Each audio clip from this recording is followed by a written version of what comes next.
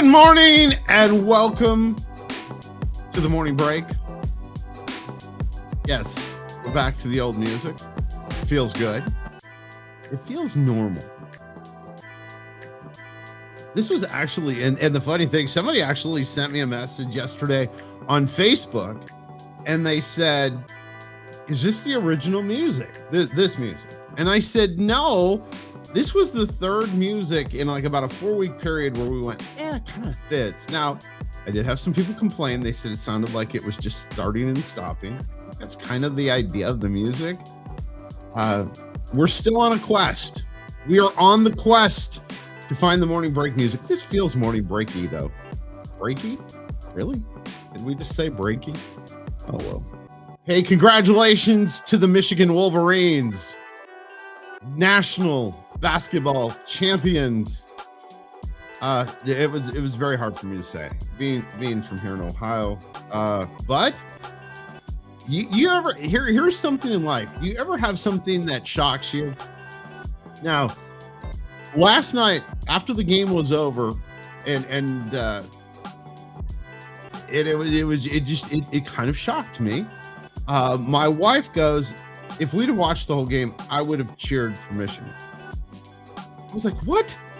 You can't do that. And I'm not even from here. She was born and raised here in Ohio. You can't cheer for Michigan. Come on. But the Maize and Blue did a great thing last night. Great for them. Great team. I mean, bottom line, and I picked against them. I picked Duke to win it all. Duke did not do it. UConn, that was a tough game, though. Tough game going back and forth. UConn did a lot of great stuff. If you love basketball, it was a great game. But congratulations to the folks from up north and Ann Arbor. By the way, one of my favorite places, and I love Michigan. We tease about the whole Michigan thing, but one of the places that I love, Ann Arbor, Michigan, love the town. And I hate to use the term because it sounds really like right now, but I love the vibe. Really love the vibe of I think it's because it's a college town, and love Ann Arbor, love Michigan. My wife and I yesterday, I think it was last night, talking about we make a yearly trip to Mackinac Island. We're trying to plan and figure out when that's going to be. Right now, definitely not. It's still cold. They still got snow. It still looks very cold up there. But sometime this summer, probably, we will go to Mackinac. We're trying to figure this out. By the way, how long does it take for you to kind of come to a conclusion on where you're traveling to? Now, thankfully, we have our family trip planned already. My wife and her brother and my brother-in-law, sister-in-law, and my niece, my mother and father-in-law, and Kristen and I go on vacation together every year for a week. It's 8 days, I think it actually technically is. But we're going to Puerto Rico this year, and gonna hang out there and do some fun stuff. For me, really, there's a lot of stuff that I will not be doing while we're in Puerto Rico, except laying on the beach. That probably is it, and enjoying the time around the resort pool, and doing that kind of stuff, and eating some Puerto Rican food because it's amazing. So those are my exciting things. Going to go Old San Juan, but here's my question: how long does it take you? This is an interesting thing. And I thought of this, and I'd love for you to send me a note on social media, send it through the app, whatever way. How long does it take you to plan your holiday? How much work and stuff goes into it? How much time do you spend with it? Because I think for everybody it's different. For us, it's kind of it's a process. We watch a lot of YouTube. We're those kind of people. Of course, Chris and I love to travel. So we love to spend time doing that. We love to spend time going through and researching, kind of getting an idea. There's super amount of stuff I want to do in San Juan while we're there before we head out. We're staying in Puerto Rico, but in the country of Puerto Rico, but there's stuff in Old San Juan that I want to do. I'm super excited. But how long do you send me a note? Is it like a week? Do you do any planning, or does your spouse do all the planning?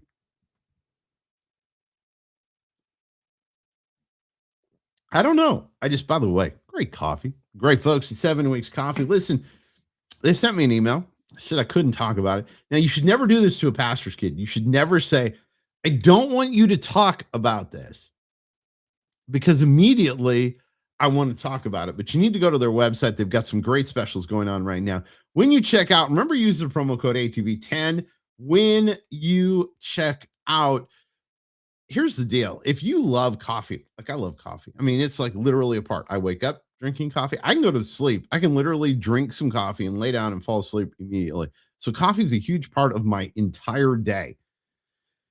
And I will tell you this, their coffee is amazing. If you've never had small batch, small roast coffee, you need to check out the great folks at 7weekscoffee.com. That's 7weekscoffee.com. Use the promo code ATV10 to get a discount, and it also helps them to know where their advertising dollar is being spent. Hey, listen, time for our look in cam, the My-Snackies look in cam. We are in Florida. And to be honest with you, not as jealous today. Not as jealous as some days. Looks a little chilly. Looks a little cool. Trying to figure out what the cones are out there for. But beautiful place in Florida, Deerfield Beach in Florida. It's the My-Snackies.com look in cam. You know, the Final Four is over. Basketball and sports in that way is over, but there's still so many parties, so many events. Hey, listen, you know, graduation's just around the corner. And for a lot of us, that means you're going to end up with a party at your house. And when you do, you should have some different treats. It's great to, you know, it's great to have chips and dip and all that kind of stuff. But listen, have some freeze-dried snacks from My-Snackies.com. Order them now. Have them in time for graduation parties, which are just around the corner. It's crazy. I've got a bunch to go to this year. I'm super excited about that. Happy for those people in the new part of their life that they've got. Man, when we come back, Amanda Lawrence is with us. Amanda Lawrence is fantastic. I just love all the cool stuff she's doing. And you know what? She's going to take a minute and explain all about what God is doing with her life and with her ministry after these very important messages. Behind every precious life, there was a choice. Behind every family moment, behind every special memory, there was a choice. A life of joy. A life that is beautifully and wonderfully made. At 7 Weeks Coffee, we are funding the pro-life movement, one cup at a time. Will you let your coffee serve a greater purpose?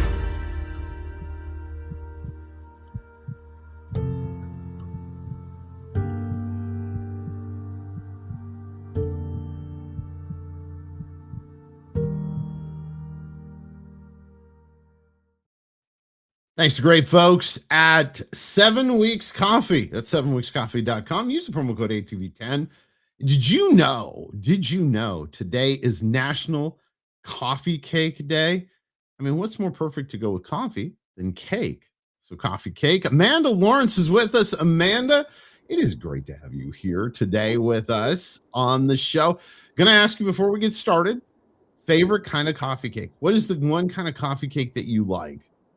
Okay, I don't know the name, but I know it's the kind that's like the white cake and has the cinnamon swirl inside of it.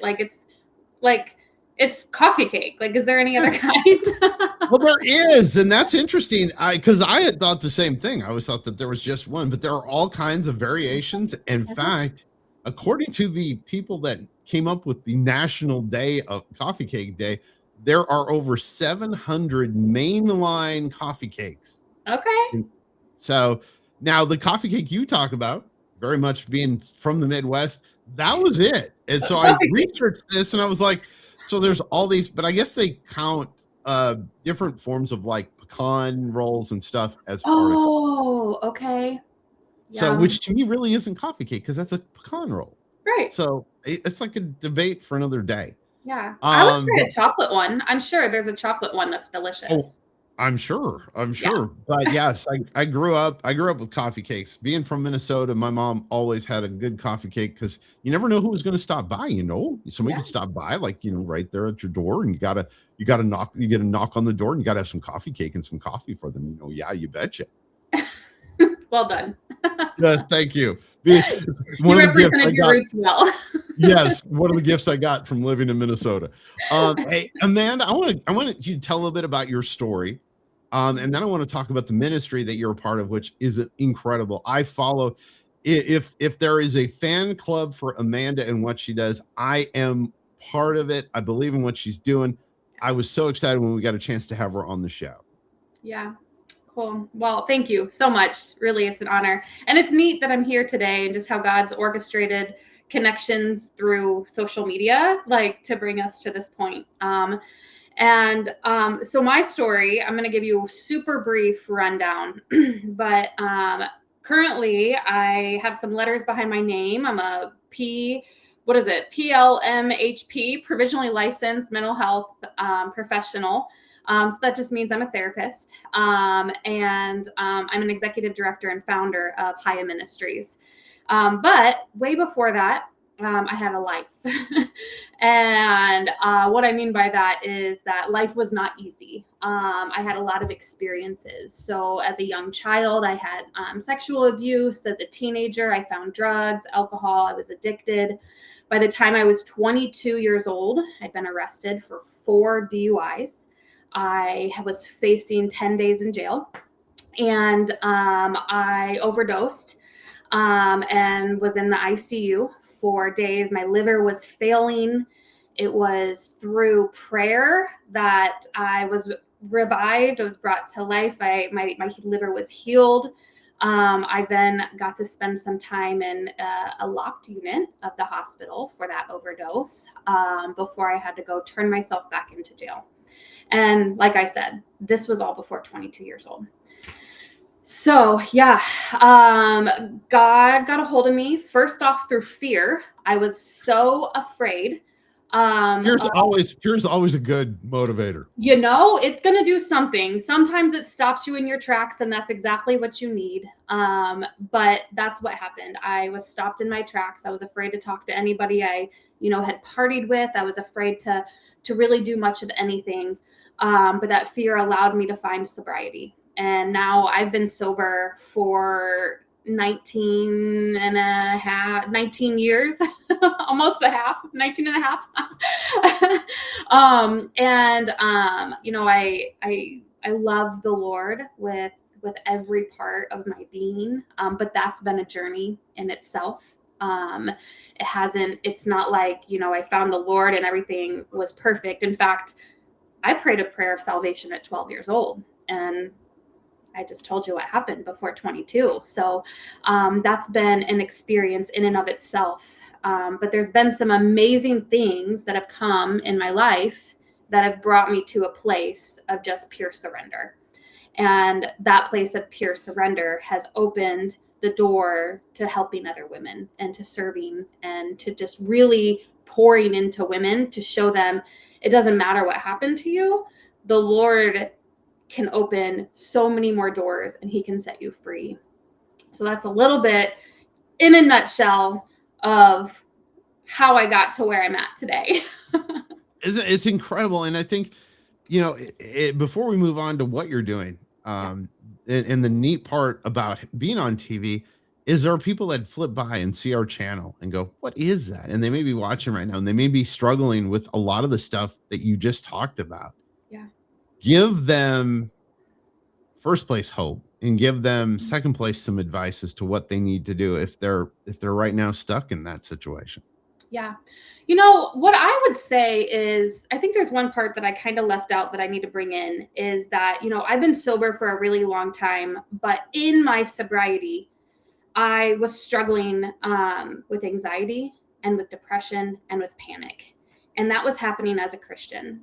And so the most important thing that I would say to somebody, whether it's addiction or it's mental health, especially if you're in the church or even if you're not, is to stop isolating and to reach out. if you're a female, reach out to me and I will get you plugged in. Like I literally have resources across the nation that I have made connections with, that God has connected, just orchestrated our paths to cross.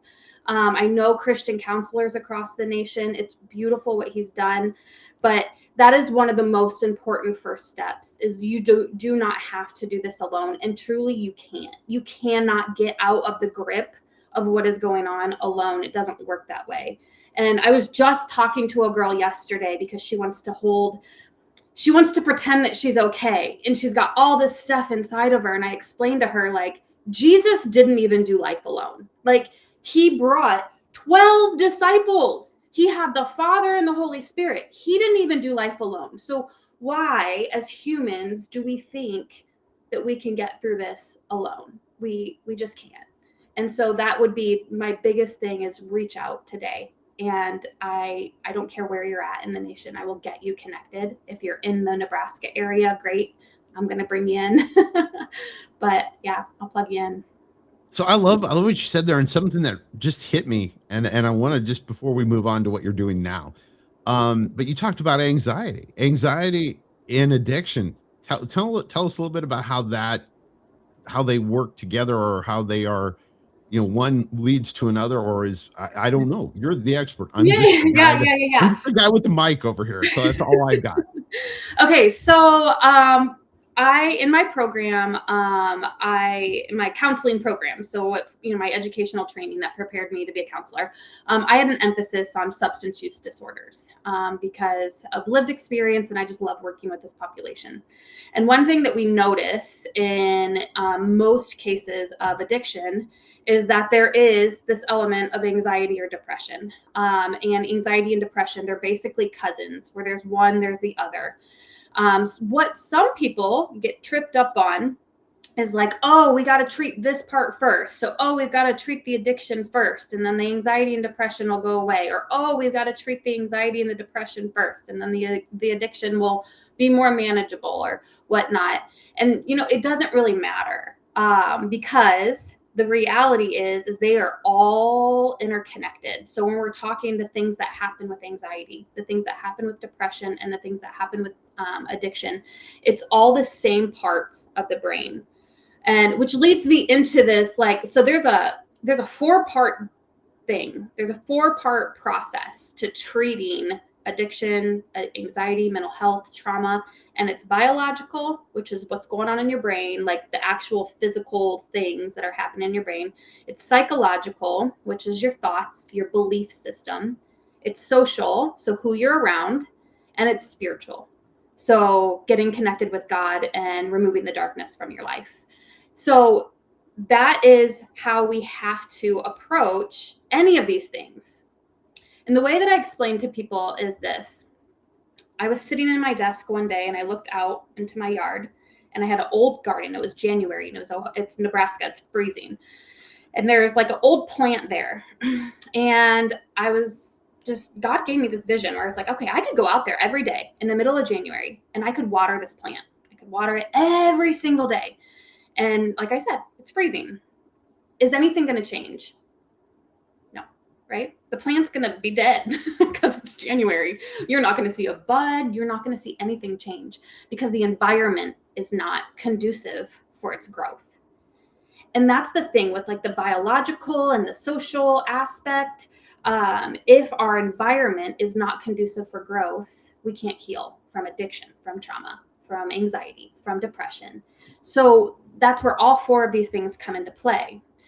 The other part is we can sit on a couch every day, and we can eat donuts, and we can never walk, and we can never see sunshine, and we can never talk to friends. But we could pray. We could pray all day long. And God could do something, right? Like, he's mighty. He could do something. But most of the time, he wants us to take action. He wants us to get off the couch, to take a walk around the neighborhood, to get some sunshine, and to reach out to a brother or sister. He wants us to do that. And so that's part of this whole process of like learning, like, okay, these are the things I've done before, and I've got to do something different. I can't do it on my own strength. But all of these components are what can help us treat, I don't care what it is, if it's addiction, if it's anxiety, depression, panic, mental illness. All of these components come into play. Because if we're not healthy, if our brains aren't healthy, if our bodies aren't healthy, if we're hanging around the wrong people that are speaking death into us and not life into us, we're going to believe all the lies that we've been told, since who knows when. And it's hard to heal because the environment's not conducive for growth. I love what you said there, and it's so important. It's something that really in the last few years has really impacted me, is the words that we speak and the words that we hear. Yeah. And how important both of those are, and the people that you're around. Yeah. It's also this goes as deep as movies and music, like what you're seeing on social media. What does your feed look like? Like, it is all of this stuff that is going to either contribute to our healing or not. And that is so cool. I love that. And I think that the other thing that you said that really is impactful, and I think especially people of faith, we forget to take action. Yeah. We sit here and we pray, oh God, just bring me this. And there, and God's up there going, I got it for you, but you got to move. Yeah. Yeah. A friend was sharing just the other day. She's like, there's a story that she's heard, and people have probably heard it, but I was like, it's so true. There's a man, he's out in the water, he's drowning. There's a boat that comes, and they're like, hey, he's like, let me grab you, let me bring you in. And the guy's like, no, I'm praying, waiting for God. And then somebody else comes with a life preserver, and he's like, no, I prayed, God's on his way. And at the end, the guy's like, God, why didn't you? And God's like, bro, I did. Yes. I sent all this stuff. I was taking care of it. So now talk about what you're doing now, because I love this. This is the key part. And this is one reason why we wanted to have Amanda on today. Yeah. Talk about the cool house. Okay, so Haya Ministries, that's how you say it. I just have to tell people because I had to learn it too. We are an organization that works with women and their children suffering from trauma, addiction, or mental illness. And yes, that's a broad range, but that's what we do. We do it through support groups. So we launch support groups. These are virtual. So literally anybody in the entire nation can join these support groups. We do it through mentorship. We do it through counseling, Christian counseling. And just last week, we moved 5 women into our first sober living discipleship house. And we are excited. So excited. Excuse me one second.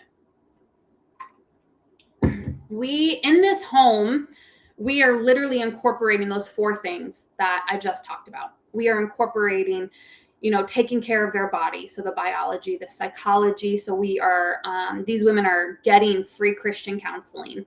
We're the social aspect. So we are getting them surrounded with Christians that are going to pour into them. They're in a Christian home. They are going to church. They are being mentored. They're going to a faith-based support group. And the spiritual. So obviously the spiritual formation, which is so important to everything we're doing. But the thing that I think is really awesome about this is that, sober living has been around for a long time. There are some models out there that you can find everywhere. And then there's some newer models that are coming.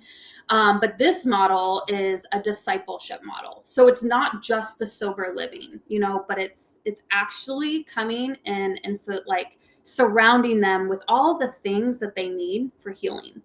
So for example, in the church, sometimes people can kind of have this idea where you just need to pray it away. You need to just pray enough. Like if your faith was stronger, you wouldn't be worried. You wouldn't have any anxiety. And I know from my own personal experience that kept me stuck for a really long time.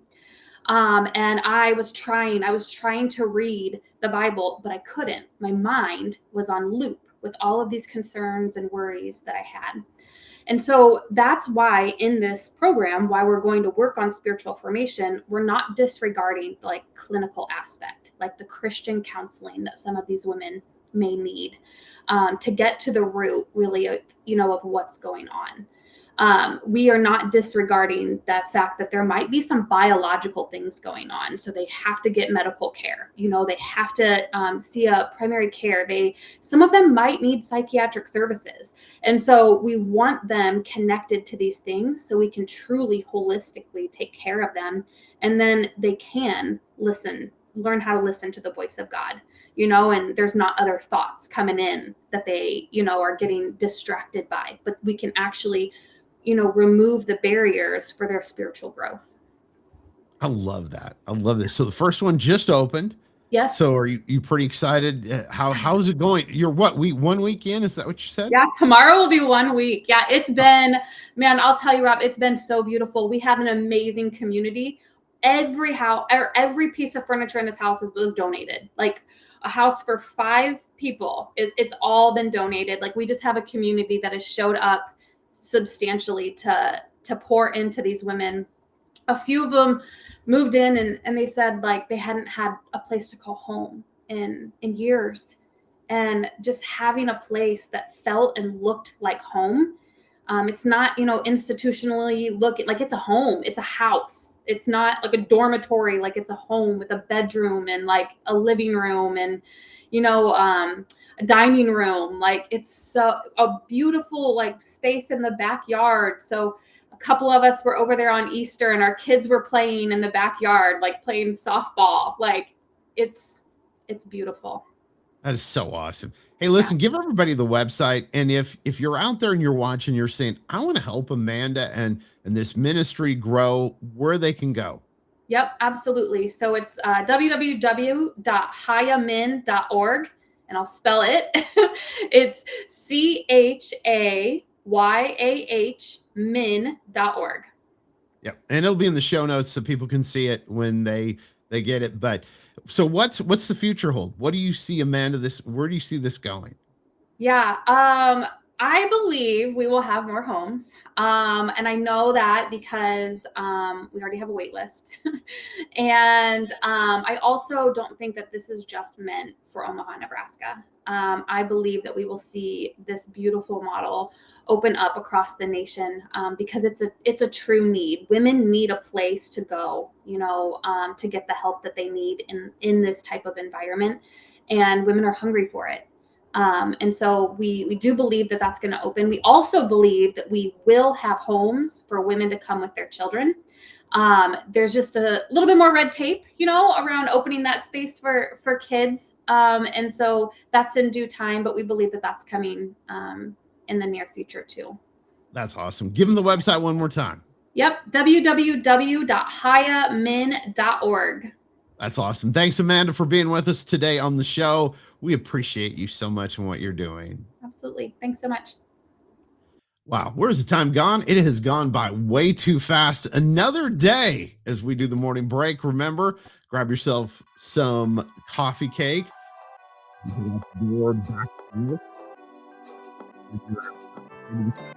To take your second break. You had your first break with me. Now go have a second break. Go grab some coffee cake and a coffee. Just go out and kill the rest of the day. It's going to be an awesome day. Ladies and gentlemen, boys and girls, this has been the morning break.